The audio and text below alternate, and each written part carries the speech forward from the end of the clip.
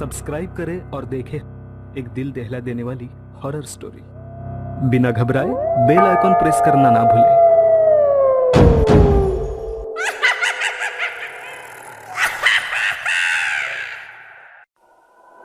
इस कहानी की लेखिका है अरित्री चैटर्जी। हाँ पापा, मैं समय से खाना खा लूंगी। अरे आप चिंता मत करो।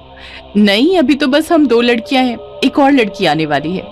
मीनू अपने पापा से बात कर ही रही थी जब उसने रीमा को बाथरूम से निकलते देखा। अच्छा पापा, मैं अभी रखती हूँ। रीमा और मैं अभी डिनर बनाएंगे। गुड नाइट पापा। बस कुछ ही दिन हुए हैं मीनू को बेंगलोर आए हुए। कॉलेज खत्म होने के बाद उसने आईटी सेक्टर में जॉब ले लिया।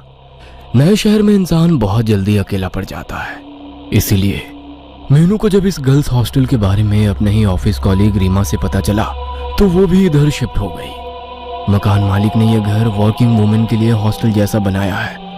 पहले और दूसरे माले पर 4 लड़कियां रहती हैं और तीसरे माले पर रहती हैं मीनू और रीमा। लेकिन उनके बाजू वाले कमरे में एक और नई लड़की आने वाली है। दिन भर ऑफिस का काम करके दोनों ही बहुत थक चुकी थी, इसलिए वो गरम गरम फुलके वाली रोटी और चिकन बनाने में लग गई। मीनू और रीमा थोड़े से टाइम में ही बहुत अच्छे दोस्त बन गए हैं। वह बातें कर रहे थे और खाना बना रहे थे कि तभी अचानक मीनू ने गेट खोलने की आवाज सुनी। कोई सीढ़ियों से चलकर ऊपर आ रहा था। शायद नई लड़की आ गई। ये कहते हुए रीमा दरवाजा खोलने के लिए गई। फिर जैसे उसने दरवाजा खोला उसे एक अजीब सी बेचैनी हुई। चलने की आवाज धीरे धीरे पास आ रही थी। रीमा की दिल की धड़कन तेज हो गई। आवाज पास आती गई और धड़कन बढ़ती गई। किचन में अकेले खड़ी होकर मीनू सोच ही रही थी कि रीमा को इतना टाइम क्यों लग रहा है। तभी उसने पीछे मुड़कर देखा। रीमा दरवाजे पर खड़ी थी और उस तीसरी लड़की का कोई नामो निशान नहीं था। गैस को धीमे करके मीनू भी रीमा के पास आ गई। क्या हुआ? मीनू ने पूछा। तूने भी पैरों की आवाज सुनी ना? रीमा ने कहा। हाँ सुनी तो थी, फिर कोई अभी तक ऊपर क्यों नहीं आया? दोनों की आंखें अंधेरी सीढ़ी की तरफ अटकी रही। पैरों की आवाज अब बंद हो गई थी। चल नीचे चलकर देखते हैं, मीनू ने कहा। दोनों लड़कियां सीढ़ी से थोड़ा नीचे उतरी और फिर ऊपर से झांक कर देखा। एक लड़की दूसरे माले के स्टेयरकेस पे खड़ी थी। ऊपर से देखने पर लड़की का घुंघराले बालों से ढका हुआ सर नजर आ रहा था, लेकिन उसका चेहरा देख पाना मुश्किल था। उस लड़की के एक हाथ में सूटकेस और दूसरे हाथ में उसका फोन था। वो फोन पर अपनी माँ से बात कर रही थी। ध्यान से सुनने पर उसकी बातें सुनाई पड़ रही थी। हाँ माँ, खा लूंगी, आप अपना ध्यान रखना, जल्दी ही मिलती हूँ। रीमा और मीनू दोनों उसको ऊपर से चुपके चुपके देख रहे थे और उसकी बातें सुन रहे थे। तभी अचानक लड़की ने सर उठाकर ऊपर देखा। ये चीज इतनी जल्दी हुआ कि मीनू और रीमा पकड़े गए। उस लड़की की आंखों में कुछ अजीब था, जिससे उसके साथ आई कांटेक्ट होने पर शरीर में जैसे कपकपी दौड़ गई। गुस्से से देखते हुए वो लड़की धीरे धीरे ऊपर आ गई। मीनू और रीमा दरवाजे पर अपनी ऑकवर्ड स्माइल लेकर खड़े रहे। लड़की उनके सामने आकर बोली। क्या तुम लोग मेरी बातें सुन रहे थे? सिचुएशन को कंट्रोल में लेने के लिए मीनू ने झट से जवाब दिया। नहीं, हमने सीढ़ियों पर किसी के चलने की आवाज सुनी तो दरवाजा खोलने आ गए। लैंडलॉर्ड अंकल ने बोला था कि तुम आज आने वाली हो। मीनू की हाँ में हाँ मिलाते हुए रीमा ने कहा। हम बस तुम्हारा ही इंतजार कर रहे थे। ये मीनू है और मैं रीमा। नई लड़की ने शक भरी नजरों से दोनों को देखते हुए कहा। मैं जामिनी। इससे पहले कि और बातें हो पाती, जामिनी अपना सूटकेस लेकर सीधा अपने रूम में चली गई और जोर से दरवाजा बंद कर दिया। बड़ी ही अजीब लड़की है ये तो, रीमा ने कहा। नई नई आई है, शायद फैमिली को मिस कर रही है। चलो खाना खाकर सो जाते हैं, कल सुबह मीटिंग के लिए जल्दी उठना है। मीनू किचन में वापस चली गई। खाना खाकर दोनों लड़की गहरी नींद सो रही थी। अचानक प्यास लगने पर मीनू जाग गई। पानी का जग मेज पर रखना वो भूल गई थी। रीमा गहरी नींद में उसी के बाजू में सो रही थी। कहीं उसकी नींद भी टूट ना जाए ये सोचकर मीनू बिना लाइट ऑन किए किचन की तरफ चलने लगी। किचन के बाजू में ही जामिनी का कमरा था। उसका दरवाजा तब भी बंद था। किचन से पानी पीकर मीनू अपने रूम की तरफ लौट ही रही थी कि तभी उसे किसी के फुसफुसाकर बात करने की आवाज सुनाई दी। ध्यान से सुनने पर समझ आया कि आवाज जामिनी के कमरे से आ रही थी। मीनू ने मन ही मन सोचा, ये लड़की इतनी रात गए किससे बात कर रही है? एक कौतूहल मीनू के मन में जागी। बहुत आहिस्ता से, थोड़ी सी भी आवाज किए बिना मीनू जामिनी के दरवाजे तक पहुंची।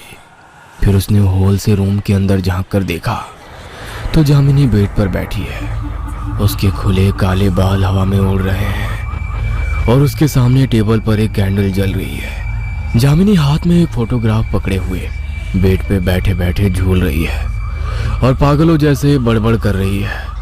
उसके शब्द अच्छे से सुनाई नहीं पड़ रहे हैं, लेकिन उसका ऐसा झूलना काफी डरावना लग रहा है। मीनू कुछ समझ नहीं पा रही थी कि ये नई लड़की ऐसी क्यों है कि तभी उसने ऐसा कुछ देखा जिससे उसके रोंगटे खड़े हो गए। जामिनी ने फोटोग्राफ को टेबल पर रखा और एक छोटा सा बक्सा उठाया। बक्से का ढक्कन खोल के उसके अंदर से उसने एक छिपकली निकाली। जामिनी ने छिपकली को उसकी पूंछ से पकड़ा हुआ था। उल्टी लटकती हुई छिपकली अपने जान की भीख मांगती हुई हवा में तैर रही थी, लेकिन जामिनी ने उसकी जान नहीं बख्शी। उसने अपना मुंह खोला और बिना हिचकिचाए उस छिपकली को निगल गई। घिन और भय से मीनू का शरीर सुन्न पड़ गया था। कैसे कोई जीता जागता इंसान छिपकली खा सकता है? कुछ तो गड़बड़ है इस लड़की के साथ। तभी अचानक जामिनी ने मीनू की तरफ सर घुमाया। पता नहीं कैसे बंद दरवाजे के उस पार से जामिनी को पता चला कि मीनू उस पर नजर रख रही है। ऐसा लगा जैसे किसी ने जामिनी को इत्तला किया हो। मीनू झट से पीछे हो गई और एक सेकंड रुके बिना अपने रूम में आकर दरवाजा बंद कर दिया। डर के मारे उसकी सांस फूल गई थी, होठ कांप रहे थे। जामिनी के रूम का दरवाजा खुलने की आवाज आई, फिर उसके पैरों के चलने की आहट मीनू के रूम के बाहर आकर रुक गई। मीनू ने सोचा कि कुछ भी हो जाए जामिनी को पता नहीं चलने देना है कि उसने उसको देख लिया है। 2 मिनट तक कोई आवाज नहीं, केवल मीनू की दौड़ती हुई धड़कन सुनाई दे रही थी। फिर जामिनी के दरवाजा बंद करने की आवाज आई। जामिनी अपने रूम में चली गई है या नहीं ये तसल्ली करने के लिए मीनू ने जैसे ही अपने की होल से दरवाजे के उस पार झांका तो की होल के दूसरी तरफ से एक आंख को खुद के ही रूम के अंदर देखता हुआ पाया। उस आंख की पुतली इंसानों जैसी नहीं थी। उस आंख की पुतली गहरे लाल रंग की थी, जैसे खून से भरी हुई हो। मीनू को लगा जैसे उसका सर घूम रहा है और वो बहुत जल्दी बेहोश होने वाली है। मीनू, मीनू उठ जाओ, लेट हो जाएगा ऑफिस के लिए। रीमा की आवाज से मीनू जाग गई। उठते ही उसको कल रात को देखी हुई सारी घटनाएं एक बुरे सपने जैसी लगने लगी। क्या हुआ था कल रात? जो कुछ भी मीनू ने देखा था, क्या वो सब उसका वहम था? कुछ समझ नहीं आ रहा था मीनू को। मीनू जब नहा धोकर ऑफिस के लिए बाहर आई तो उसे जामिनी सीढ़ियों पर खड़ी हुई मिली। जामिनी के चेहरे पर एक अजीब सी मुस्कान थी। कोई बात किए बिना मीनू जामिनी को इग्नोर करके ऑफिस चली गई, लेकिन सारा दिन उसका मन बेचैन ही रहा। कितनी भी कोशिश करके मीनू अपने काम पर कंसंट्रेट नहीं कर पाई। लंच ब्रेक के टाइम रीमा ने मीनू से कहा, क्या बात है, आज तुम कुछ परेशान सी लग रही हो? तबीयत तो ठीक है ना? तुम्हें ये जामिनी कुछ अजीब नहीं लगती? हाँ, अजीब तो है। आज भी सुबह मैंने उसको अपनी माँ से बात करते हुए सुना, लेकिन माँ से कौन इतना छुप छुप कर बात करता है, समझ नहीं आया। मीनू ने कल रात की बातें रीमा को नहीं बताई। ऑफिस का काम खत्म करके मीनू उस दिन घर वापस आ गई। रीमा अपने मौसी के पास गई थी तो आज तीसरे माले पर बस मीनू और जामिनी ही थी। खाना बनाने का आज मन नहीं था, इसलिए मीनू ने रोटी सब्जी खरीद लिया था। वो किचन में अपना खाना परोसी रही थी कि तभी उसका फोन बजा। पापा का कॉल था। हाँ पापा, बोलिए। बेटा, सब ठीक है ना? नई रूममेट से दोस्ती हुई? नहीं, वो उतनी बात नहीं करती। हाँ, मकान मालिक ने बताया मुझे। बेचारी, तुम और रीमा उसका थोड़ा ख्याल रखना बेटा। किसी के बुरे दिन में साथ देना दोस्तों का काम होता है। हम दोस्त नहीं है पापा, लेकिन आप क्या बात कर रहे हो? क्या बुरा है जामिनी के साथ? अरे बेटा, कुछ ही महीनों पहले उसकी माँ गुजर गई। अपनी माँ के सिवा और कोई नहीं था उसका इस दुनिया में। मकान मालिक भी बहुत दुख के साथ बता रहे थे। थोड़ा ध्यान रखना उसका बेटा, ठीक है ना? मीनू के हाथ से उसका फोन गिर गया। फोन का कांच टूटने की आवाज मीनू के कानों में गूंजती रही, लेकिन इस अचानक सदमे की वजह से उसका पूरा शरीर बर्फ जैसा जम गया था। अगर जामिनी की माँ को मरे हुए महीनों हो चुके हैं तो फिर जामिनी फोन पर अपनी माँ से कैसे बात करती है? इससे पहले कि मीनू कुछ और सोच पाती, अचानक से लाइट चली गई। जैसे ही मीनू पीछे मुड़ी, हाथ में कैंडल लेकर जामिनी उसके बिल्कुल पास खड़ी थी। जामिनी की आंखों में एक दहशत छाई थी। डरावनी आवाज में उसने मीनू से पूछा, अब अंधेरे में खाना कैसे खाओगी मीनू?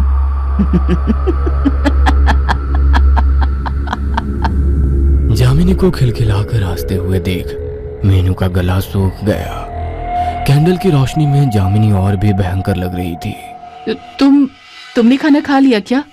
कांपती हुई आवाज के साथ मीनू ने पूछा। जामिनी फिर से हंस पड़ी। तुम्हें तो पता ही है मैं क्या खाती हूँ, है ना? मीनू के हाथ पैर सुन्न पड़ गए थे। फिर एक ऐसी घटना घटी जिसके लिए मीनू बिल्कुल तैयार नहीं थी। जामिनी पागलों जैसे हंसने लगी। उसका पूरा बदन हंसी के प्रकोप से कांपने लगा था। हंसते हंसते जामिनी की आंखें उसके सिर के अंदर की तरफ मुड़ने लगी और उन्हीं आंखों के दूसरी तरफ उस रात को देखी हुई लाल पुतलियों वाली आंखें निकल कर आ गई। वह आंखें किसी इंसान की नहीं थी, वह आंखें थी शैतान की। डरते हुए मीनू ने चिल्लाकर कहा, जामिनी, ये तुम्हें क्या हो रहा है जामिनी? लेकिन अब जामिनी का शरीर उसके बस में नहीं था। वो बिल्कुल बदल चुकी थी। उसके चेहरे से दरिंदगी टपक रही थी, जैसे वो बरसों से खून की प्यासी हो। धीरे धीरे जामिनी अपने सर को दाएं फिर बाएं हिलाने लगी और बचपन में सुना हुआ जानी पहचानी लोरी गाने लगी। लकड़ी की काठी, काठी पे घोड़ा, घोड़े की दुम पे जो मारा, हथौड़ा, दौड़ा दौड़ा दौड़ा घोड़ा, तुम उठा के दौड़ा। पर अब उसके गले से जो आवाज निकल रही थी वो किसी लड़की की आवाज नहीं थी, वह आवाज थी किसी पिशाच की। ऐसे गाते हुए जामिनी मीनू के ऊपर झपटी। मीनू चिल्लाते हुए जमीन पर गिर गई। तभी पता नहीं कैसे मीनू के फोन में अलार्म बजने लगा। मीनू का अलार्म टोन हनुमान चालीसा का श्लोक था। मीनू के पापा ने कहा था कि हर दिन की शुरुआत भगवान के नाम के साथ करें तो दिन अच्छा जाता है। जैसे ही हनुमान चालीसा का धुन गूंजने लगा, जामिनी ने मीनू को छोड़ दिया। जामिनी अपने कान को अपने हाथों से भींचने लगी, जैसे वो पिशाच जामिनी के अंदर से बोल रहा हो, बंद करो, इसे बंद करो। जामिनी का शरीर जमीन पर पड़े हुए कांपने लगा। उसके मुंह से काला खून निकल कर आने लगा। कुछ देर बाद जामिनी बेहोश हो गई। 2 दिन बाद जामिनी की अस्पताल में आंखें खुली। उसको कुछ भी याद नहीं था। डॉक्टर के मुताबिक जामिनी को अपनी मां के गुजर जाने के गम में दिल का दौरा पड़ा था। लेकिन मीनू जानती है कि जामिनी किसी अतृप्त आत्मा के वश में आ गई थी। शायद जामिनी जब अपनी मां को बुलाती थी तभी कोई पिशाच उसके दुख का फायदा उठाकर जामिनी के ऊपर हावी हो गया था। मीनू को अब यकीन है कि जामिनी उस पिशाच के हाथों से मुक्त हो चुकी है। लेकिन अभी एक बात जो मीनू को खटक रही है वो ये कि सुबह का मॉर्निंग अलार्म शाम की 7:30 बजे कैसे चालू हो गया था। क्या वो जामिनी की मां थी जिसने एक ही साथ अपनी बेटी और मीनू की मदद की?